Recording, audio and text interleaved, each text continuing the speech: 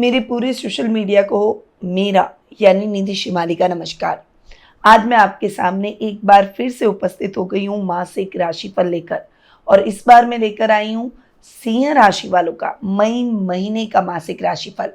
इस पूरे वीडियो के दौरान मैं आपको इस माह में आने वाले व्रत त्योहारों के बारे में बताऊंगी, ग्रहों की स्थिति में क्या फेरबदल इस माह होने वाला है, कौन कौन से ग्रह राशि परिवर्तन करने वाले हैं उसकी जानकारी दूंगी, और उस राशि परिवर्तन के आधार पर ये माह आपके लिए कैसा रहेगा उसकी विस्तृत जानकारी दूंगी। तो इस पूरी जानकारी के लिए वीडियो को लास्ट तक आपको जरूर देखना है। चलिए शुरुआत करते हैं इस माह में आने वाले विशेष व्रत और त्योहारों से।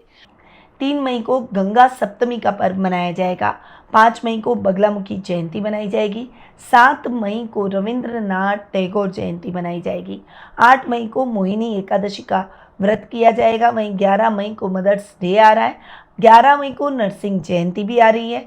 वहीं 12 मई को बुद्ध पूर्णिमा का पर्व बड़ी धूमधाम से मनाया जाएगा। 27 मई को शनि जयंती मनाई जाएगी और 29 मई को महाराणा प्रताप जयंती मनाई जाएगी। तो ये कुछ विशेष दिन, व्रत और त्योहार हैं जो कि इस माह में आने वाले हैं। अब आते हैं ग्रहों की स्थिति पर कि इस माह ग्रहों की स्थिति में क्या फेरबदल रहेगा। सबसे पहले सूर्य की बात करें तो वे वर्तमान में अपनी उच्च की राशि मेष में विराजमान है और 15 मई को आपके राशि स्वामी अपनी सम राशि वृषभ में प्रवेश कर जाएंगे। बुध ग्रह की बात करें तो वर्तमान में अपनी नीच की राशि मीन में विराजमान है। 7 मई को वे अपनी मित्र राशि मेष में और 23 मई को वे अपनी अति मित्र राशि वृषभ में प्रवेश करेंगे। मंगल ग्रह इस पूरे माह अपनी नीच की राशि कर्क में विराजमान रहेंगे। गुरु ग्रह वर्तमान में अपनी सम राशि वृषभ में विराजमान है और 14 मई को राशि परिवर्तन कर अपनी सम राशि मिथुन में प्रवेश करेंगे। साल का दूसरा बड़ा राशि परिवर्तन गुरु का इस माह में होने वाला है और ये राशि परिवर्तन सभी राशियों पर बहुत गहरा प्रभाव डालेगा, क्योंकि गुरु लगभग 1 वर्ष तक एक राशि में विराजमान रहते हैं। तो आप अगर जानना चाहते हैं कि आपकी राशि पर गुरु के इस राशि परिवर्तन का क्या इफेक्ट रहेगा, तो इसके वीडियो ऑलरेडी मैंने अपने इस चैनल पर अपलोड कर दिए हैं, प्ले लिस्ट में भी जाकर देख सकते हैं और इस वीडियो के नीचे जो डिस्क्रिप्शन दिया गया है उसमें भी ये लिंक शेयर किया गया है, वहां जाकर भी गुरु के राशि परिवर्तन के वीडियो का लाभ प्राप्त कर सकते हैं। अगर अच्छे लगे तो दूसरे लोगों को भी शेयर करें। शुक्र जो कि वर्तमान में अपनी उच्च की राशि मीन में विराजमान है और 31 मई को यानी महीने के लास्ट दिन वे अपनी मित्र राशि मेष में प्रवेश कर जाएंगे, यानी इस पूरे माह वे उच्च के ही रहेंगे। शनि ग्रह की बात करें तो वे इस पूरे माह अपनी मित्र राशि मीन में विराजमान रहेंगे। राहु और केतु ये भी इस माह राशि परिवर्तन कर रहे हैं, यानी साल का तीसरा सबसे बड़ा राशि परिवर्तन राहु और केतु जो कि छाया ग्रह होते हुए भी हमारे जीवन पर बहुत गहरा प्रभाव डालते हैं, वो होने जा रहा है। वर्तमान में राहु और केतु अपनी सम राशियां मीन और कन्या में विराजमान है। 19 मई को राहु चले जाएंगे अपनी खुद की राशि कुंभ में, यानी वहां जाकर स्वग्रही होंगे और केतु अपनी सम राशि सिंह में प्रवेश कर जाएंगे। तो ये राशि परिवर्तन भी सबसे ज्यादा इंपॉर्टेंट रहने वाला है, क्योंकि राहु और केतु का हमारे जीवन पर बहुत गहरा प्रभाव पड़ता है, सभी राशियों पर प्रभाव देखने को मिलता है और राशि परिवर्तन के समय तो विशेष रूप से सावधानी रखनी होती है। अब राहु और केतु का ये जो राशि परिवर्तन है इसकी जल्दी मैं वीडियो देने वाली हूँ, तो मेरे चैनल को अगर सब्सक्राइब नहीं किया है तो फटाफट कर लीजिए, बेल आइकन पर ऑल जाकर दबाइए ताकि सभी वीडियोस के नोटिफिकेशन मिल सके। जल्द ही प्ले लिस्ट में राहु और केतु के राशि परिवर्तन के वीडियो में डालती चली जाऊंगी, तो आप प्ले लिस्ट में जाकर इन वीडियोस का अपनी राशि के अनुसार लाभ प्राप्त कर सकते हैं। अब बढ़ते हैं आगे और सीधा आ जाते हैं सिंह राशि पर कि सिंह राशि वालों के लिए ये मई महीना कैसा रहेगा। तो बिना कोई देर किए हुए शुरुआत करते हैं मई महीने के सिंह राशि वालों के मासिक राशिफल की। और सबसे पहले मैं आपको बता दूं कि ये जो मैं आपको राशिफल देती हूँ ये चंद्र गणनाओं पर आधारित है। आप इसे अपनी राशि और लग्न दोनों के हिसाब से देख सकते हैं। सबसे पहले आपके राशि स्वामी सूर्य की बात करते हैं। सूर्य की बात करें तो वे आधे महीने तक उच्च के होकर आपके नवम भाव में बैठेंगे और उसके पश्चात वे आपके 10th हाउस में चले जाएंगे। दोनों ही परिस्थितियों में, चूंकि लग्नेश अपने से नवम और फिर अपने से दशम जाकर बैठेगा, दोनों ही परिस्थितियों में सूर्य के रिजल्ट बेहतरीन मिलेंगे। आधे माह तक तो सूर्य उच्च के है, तो लग्नेश का उच्च का होना आपकी पर्सनैलिटी को बहुत पावरफुल बना देगा। आपकी डिसीजन मेकिंग इंप्रूव होगी, आपका प्रभाव क्षेत्र बढ़ेगा, हर व्यक्ति आपसे प्रभावित होता हुआ दिखाई देगा। वहीं आपके फॉलोवर्स भी बढ़ते हुए दिखाई देंगे। कई लोगों के लिए आप इस समय आइडियल रहेंगे और आपकी इनर स्ट्रेंथ बढ़ती हुई दिखाई देगी। सामाजिक मान सम्मान में बढ़ोतरी होगी, कोई बड़ा पद भी आपको इस समय मिल सकता है। गवर्नमेंट जॉब में है तो प्रमोशन, मनचाही ट्रांसफर के योग भी बनते हुए दिखाई देंगे। तो सूर्य के रिजल्ट आपको पूरे माह बहुत ही अच्छे और बेहतरीन मिलेंगे। अधिकारियों से आपके संबंध और अधिक प्रगाढ़ होंगे। अब आते हैं आपके सेकंड और आपके 11th हाउस पर। सेकंड और 11th हाउस के लॉर्ड हैं बुध। यहाँ पर बुध की स्थिति की बात करूं तो अब तक तो बुध नीच के होकर बैठे थे। 7 मई को बुध आपके भाग्य स्थान में आ जाएंगे, 23 मई तक यहीं रहेंगे। उसके पश्चात वे आपके 10th हाउस में आ जाएंगे। यहाँ पर बुध की स्थिति पर अगर मैं आऊं, एक नजर भी डालूं, तो बुध 7 से 23 मई आपको इतने अच्छे परिणाम नहीं देंगे, क्योंकि सेकंड हाउस का अगर लॉर्ड की बात करूं तो वे अपने से अष्टम बैठेंगे। तो सेकंड हाउस का लॉर्ड अपने से अष्टम बैठेगा, इसीलिए वो इतने बढ़िया रिजल्ट, थोड़ा सा कहीं ना कहीं रिजल्ट प्रभावित जरूर होंगे। हालांकि भाग्य स्थान में बैठा है, त्रिकोण में बैठा है, बुध एक सौम्य ग्रह है, तो वो कहीं ना कहीं कठिनाई से ही नहीं आपको सफलता जरूर दिलाएगा।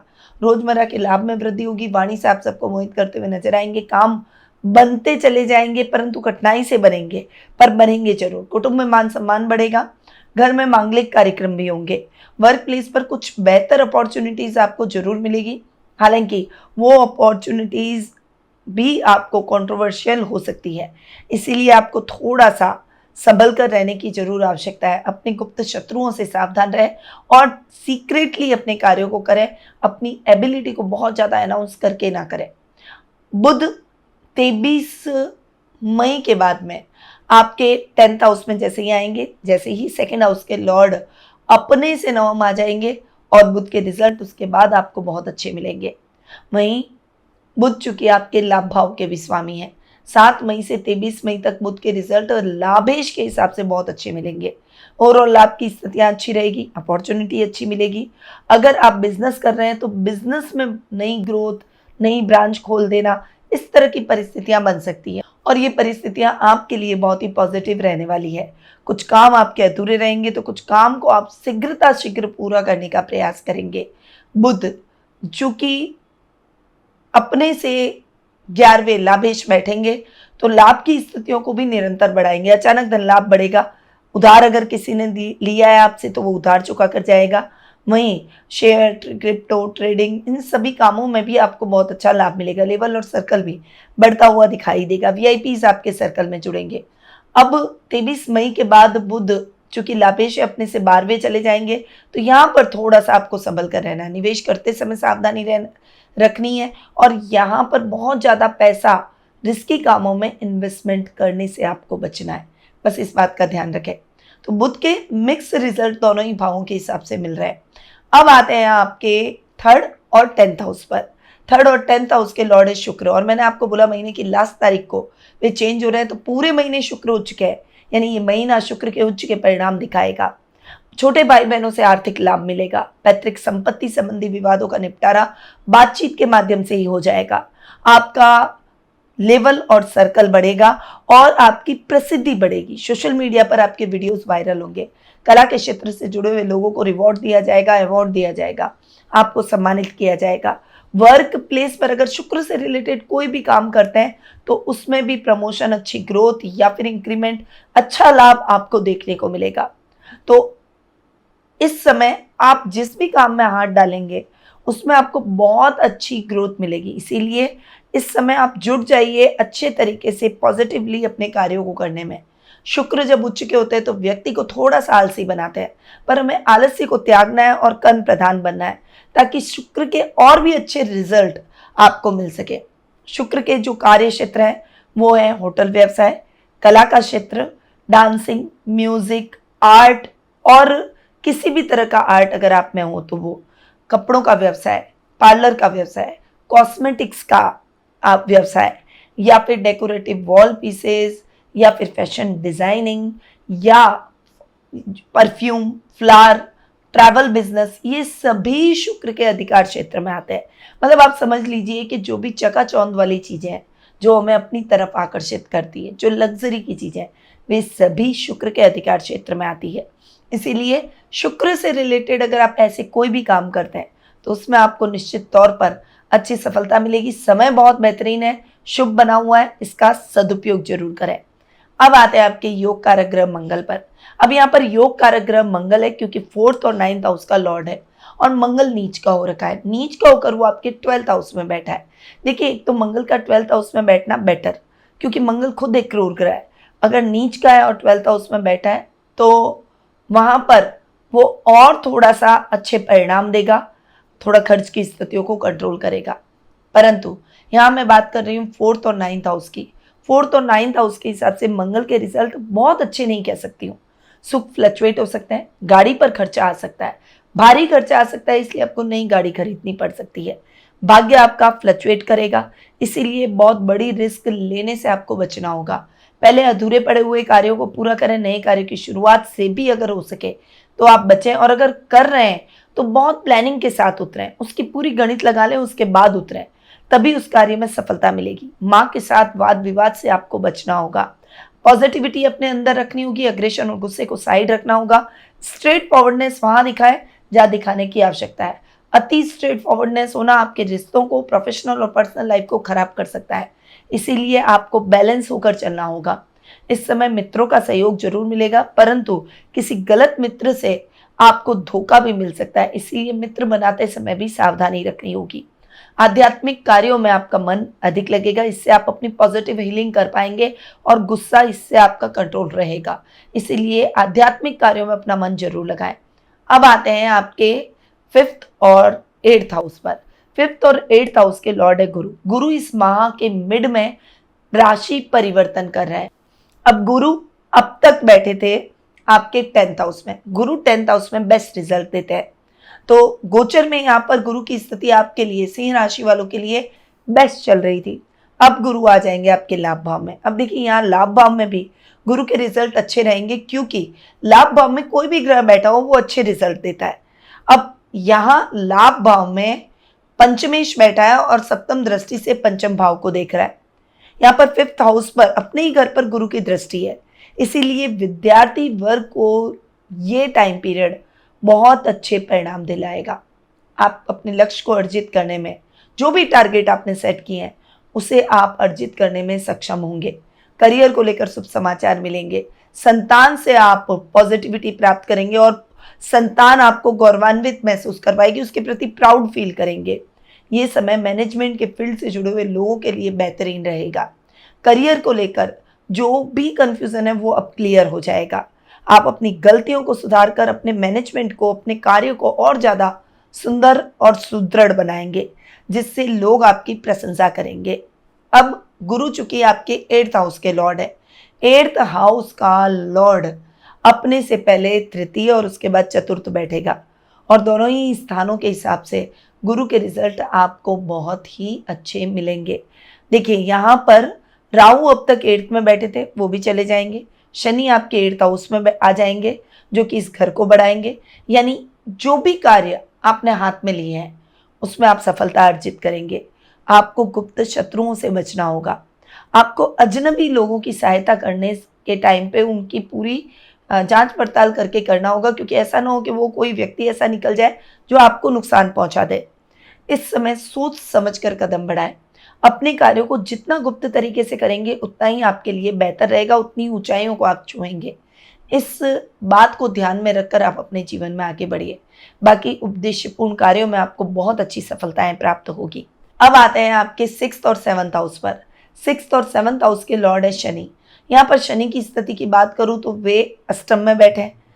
7th हाउस का लॉर्ड अपने से एक घर आगे 8th में, 6th हाउस का लॉर्ड 8th में, इसीलिए शनि के रिजल्ट आपको ओवरऑल बहुत अच्छे मिलेंगे। जीवन साथी का साथ और सहयोग मिलेगा। वहीं आप स्वास्थ्य संबंधी समस्याओं से बच जाएंगे। इस समय शत्रु कितना भी प्रयास करे आपके कार्यों में खलल नहीं डाल पाएगा। सफलताएं आपके कदम चूमेगी, कार्य द्रुत गति से संपन्न होंगे, इच्छाएं पूर्ण हो जाएगी। गलत मित्रों की संगति से बचना है। जो मेहनत करेंगे उसका यथेष्ट फल मिलेगा। कर्ज की स्थितियों से मुक्ति मिल जाएगी। तो ये है सिंह राशि वालों का मई माह का मासिक राशिफल। और इस माह में चूंकि गुरु और राहु राशि परिवर्तन कर रहे हैं, तो गुरु के उपाय अब आप जान लें। गाय के लिए रोजाना एक सबसे पहली रोटी घी की निकाल लें और वो रोजाना गौ माता को जरूर खिलाएं। गुरुवार के दिन गाय को हरा चारा जरूर खिलाएं। गौशाला में अपनी सेवाएं जरूर दें। वहीं गुरुवार के दिन गुरु मंत्र का जाप जरूर करना है। ओम बृहस्पते नमः, इस मंत्र का जाप करें और कुछ ना कर सके तो पीली चीजों का गुरुवार के दिन दान करें और पीले वस्त्र इस दिन जरूर पहने, पीला भोजन जरूर करें। ये तो हुए गुरु के उपाय। अब राहु के उपाय। राहु के उपाय, आपको दिन दुखियों की सेवा करनी है। भिखारी अगर घर के द्वार के बाहर आ जाए तो उसे कभी खाली हाथ नहीं जाने दें। वहीं पशु पक्षियों की सेवा करें, उसके दाने पानी की व्यवस्था करें। चूंकि राहु के दोष को बुध दूर करते हैं, इसलिए गणेश जी की पूजा आराधना रोजाना जरूर करें। उन्हें दुर्वा जरूर चढ़ाएं। ये तो है गुरु और राहु केतु के उपाय। अब कुछ दूसरे उपाय भी इस माह के हिसाब से जान लेते हैं। शनि जयंती के दिन 7 मुखी रुद्राक्ष आपको धारण करना चाहिए। हर मंगलवार और शनिवार को बजरंग बाण का पाठ जरूर करें। कन्याओं के विवाह में अगर अड़चन आ रही है तो प्रदोष व्रत रखकर शिव परिवार और माता पार्वती की पूजा आराधना करें। गेहूं, कमल के फूल, लाल चंदन, लाल कपड़े, तांबा आदि का दान करें। और सिंह राशि के जातकों को ओम सूर्याय नमः मंत्र का 108 बार प्रत्येक रविवार को जाप करना चाहिए। ये उपाय बताए मैंने आपको इस माह पे करने के लिए। परंतु यदि आप अपनी पर्सनल जन्म पत्रिका दिखाकर अपनी वर्तमान की समस्याओं के हल प्राप्त कर सही रेमेडी से अपने भविष्य को संवारना चाहते हैं तो आप टेलीफोनिक अपॉइंटमेंट और पर्सनल मीट के माध्यम से मुझसे जुड़ सकते हैं। अधिक जानकारी के लिए स्क्रीन पे जो नंबर दिए गए हैं वहां आप कॉल या फिर व्हाट्सएप करके संपर्क कर सकते हैं। अब मैं अपनी वाणी को यहीं विराम देती हूँ। स्वस्थ रहिए, व्यस्त रहिए, मस्त रहिए और हमेशा मुस्कुराते रहिए। जय श्री राधे कृष्णा। गुरुमां निधि श्रीमाली एक प्रसिद्ध ज्योतिषाचार्य हैं।